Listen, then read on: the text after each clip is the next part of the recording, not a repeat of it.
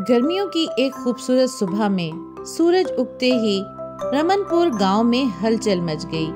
ग्रामीण अपने दैनिक काम कर रहे थे।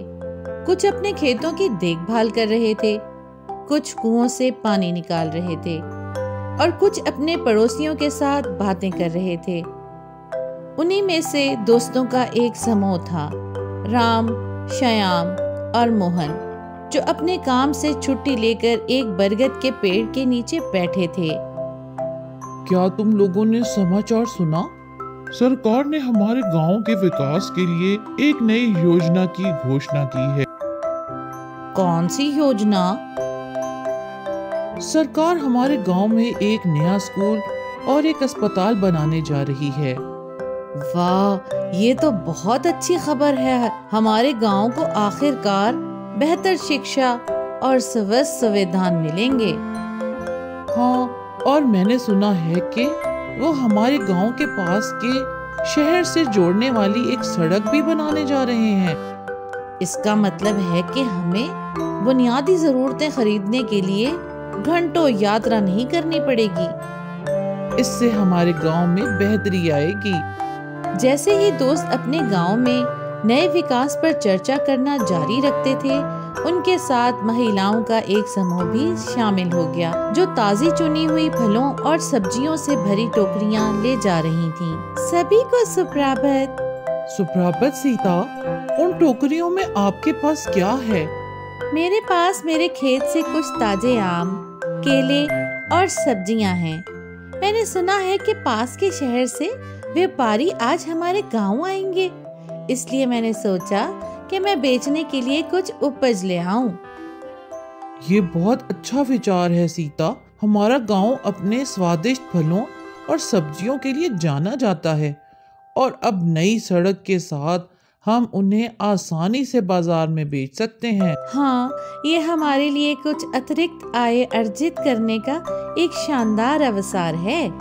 जैसे जैसे दिन चढ़ता गया, अधिक से अधिक गरीमान बरगद के पेड़ के नीचे समूह में शामिल हो गए और अपने गांव में नए विकास पर चर्चा करने लगे।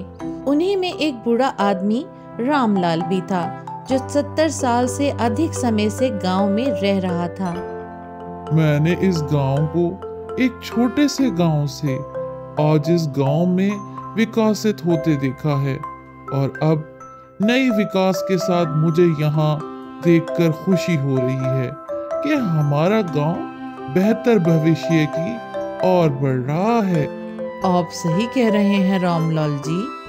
आपकी बुद्धि और अनुभव हमारे लिए अमूल्य है। लेकिन ये बदलाव सिर्फ सरकार के प्रयासों से नहीं आया है। ये ग्रामीणों की कड़ी मेहनत और एकता है जिसने इसे संभव बनाया है। तभी एक युवा लड़की गीता हाँफते हुए समूह की ओर दौड़ती हुई आई। मैंने जो देखा उस पर आपको विश्वास नहीं होगा। मैं कुएं की ओर जा रही थी, तभी मैंने विदेशियों की एक समूह को कैमरे और उपकरणों के साथ हमारे गांव में प्रवेश करते देखा। विदेशी? वो हमारे गांव में क्या कर रहे हैं? उन्होंने कहा कि वो भारत में ग्रामीण जीवन पर एक वृत्तचित्र की शूटिंग के लिए यहाँ आए हैं। वो हमारे गांव को एक प्रगतिशील और आत्मनिर्भर समुदाय की उदाहरण के रूप में प्रदर्शित करना चाहते हैं। ये सुनकर सभी ग्रामीण आश्चर्यचकित और गौरवान्वित हुए।